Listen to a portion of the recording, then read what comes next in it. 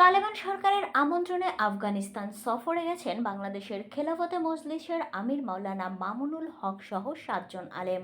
বিষয়টি নিশ্চিত করেছেন বাংলাদেশ খেলাফত মজলিসের প্রচার সম্পাদক হাসান জুনায়েদ।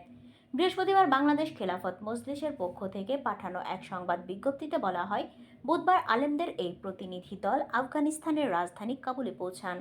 সফরে আফগানিস্তানের প্রধান বিচারপতি, একাধিক মন্ত্রী, শীর্ষ আলেম ও উচ্চ পদস্থ কর্মকর্তাদের সঙ্গে সাক্ষাৎ ও মতবিনিময় করেন তারা।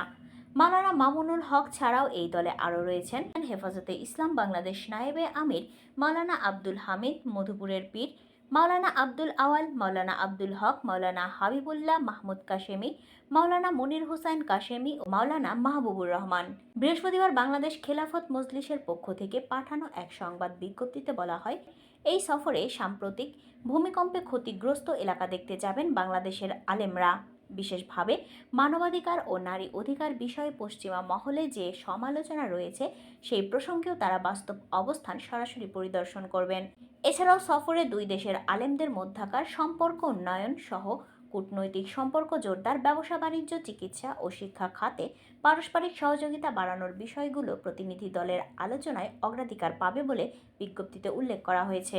এর আগে 14 সেপ্টেম্বর মামুনুল হক সহ বাংলাদেশের আলেমদের একটি প্রতিনিধি দল পবিত্র ওমরা পালনের উদ্দেশ্যে সৌদি আরবে যান। ওমরা পালন শেষে বুধবার সকালে তারা সংযুক্ত আরব আমিরাতের দুবাই হয়ে আফগানিস্তানের কাবুলে পৌঁছান। এই সফরে আফগানিস্তান ছাড়া মধ্য এশিয়ার আরও কয়েকটি দেশে মামুনুল হকের যাওয়ার কথা রয়েছে বলে বাংলাদেশ খেলাফতে মজলিসের বিজ্ঞপ্তিতে উল্লেখ করা হয়েছে।